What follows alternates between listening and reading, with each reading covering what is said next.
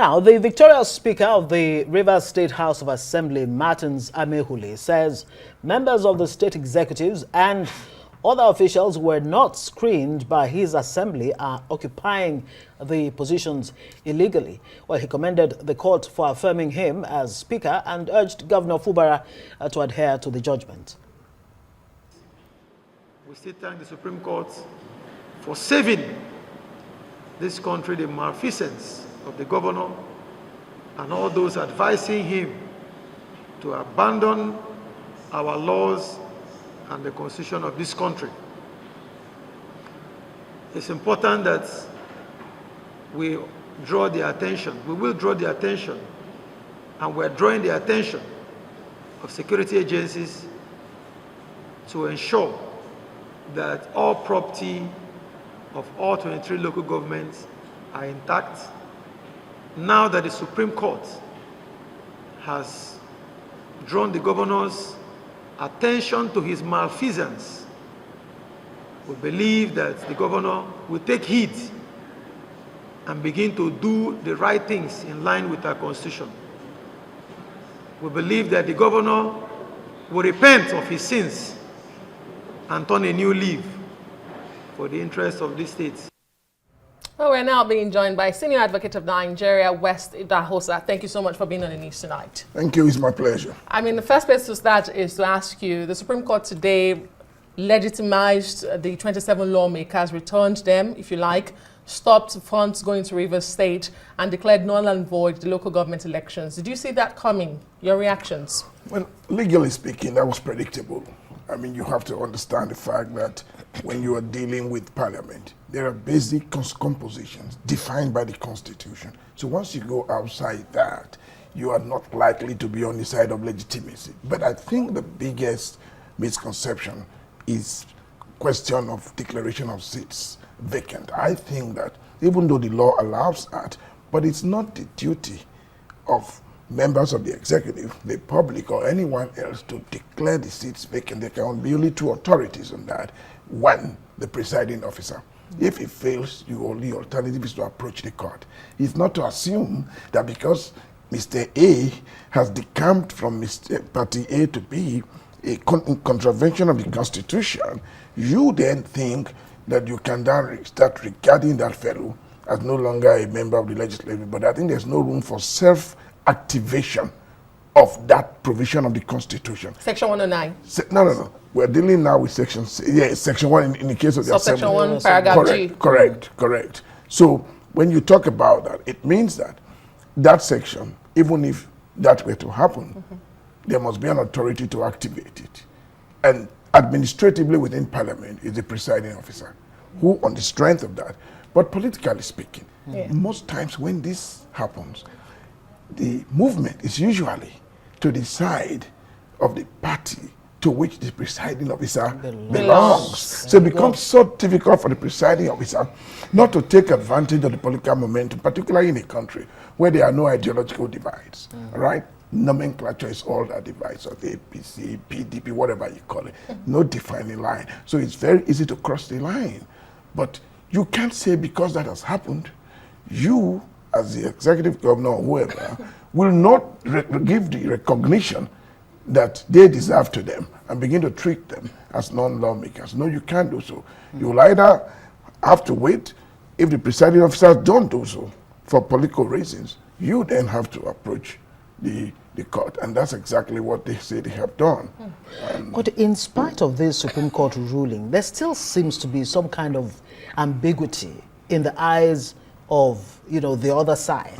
Because like you heard in that report, the main issue of the local government defection is not on the table of the of the Supreme Court. Yeah, in my view, there's no lacuna at all to start with. Until that issue is decided, the status quo remains. The Supreme Court, by their judgment today, and from some of the paragraphs that I have read, seem to have given the impression clearly that until a determination of the status of those members, they remain valid members of the Assembly. So there's no vacancy for anyone to assume that there is space to be filled. What are the implications of this now? If the 27 members return, No, well, What do you envisage with the whole Fubara situation? Well, the thing Is an impeachment move likely? well, I'm not going to talk would about that that because mean? that's purely political. Right. But, you know, in Nigeria and indeed in politics of the world, political decisions are made by politicians. But let's look at the law. The question is, once this pronouncement has been made, as it has been made, they will then move back to the House. And then they begin to operate. Now, the question that many will ask, what has happened to those pronouncements Right. that the government has made or the purported House Such as the budget, screening of has carried out? officials. In this case, there's been a specific pronouncement by the Supreme Court concerning the budget. It did appear that the Supreme Court was clear about the fact that that budget could not have been presented to four lawmakers. And to that extent, declared that number as about 12.5 or so percent of the composition of the House, and to that extent, that budget could not be feasible. That's a specific pronouncement. And so to that extent, that court has made a decision on that, and the Supreme Court is a policy court. Remember, at a point like this, there's nowhere else to go. But senior advocate of Nigeria, and I'm glad that we have you here to talk about the law. In practical terms, what does that really mean? Because the 2024 budget is long spent, according to the state government. A 2025 budget has also been passed. What does that really mean? And I'm glad you mentioned the issue of lacuna, because that takes me to the issue of the local government nullification, the local government election nullification. In that instance, is there a lacuna? Is there a vacuum? Because as we know, the Supreme Court also does frown against caretaker committees. Correct. And now the Supreme Court nullified the elections of this local government chairman. Correct. So what happens to local government in Rivers State? Well, correct. Let me start with the question of what should now happen. From today onwards, everyone must now take heed and correctly apply the laws, particularly the interpretation given by the Supreme Court. It means that, one, the Speaker of the House of Assembly is now known, the majority members of the Assembly are part of the Assembly, the other members are part of the Assembly. So the figure we now have will be the complete figure of the Assembly as it was when the original election took place. The second point would be, Supreme Court has also directed a stoppage of allowances to the local councils. What that will also mean will be until the conditionalities are met, which will include, one, presentation of the budget to a properly constituted House. What budget? Yes, in that way, I expect that it should be now the 2025 budget, because 2024 is spent It's here done and already, dusted. and that pronouncement will be academic in that respect. The courts don't act in vain, and they do not expect to be dealing with a matter that is spent. So I expect that if there had been a presentation in 2025, it will now mean there must be a representation before the properly constituted house for that budget to be validated. And then the big question would be, those appointments that were made, that were subject to the clearance of the House of Four, Yes. what happens to them? Big question. Traditionally, many of the interpretations we have had from superior courts in the past are to the effect that if they were to have retrospective effect, there will be anarchy, there will be complete confusion in the land. There will also be misgovernance, disgovernance, because the idea is not to cause confusion, the idea is to correct, the wrongs.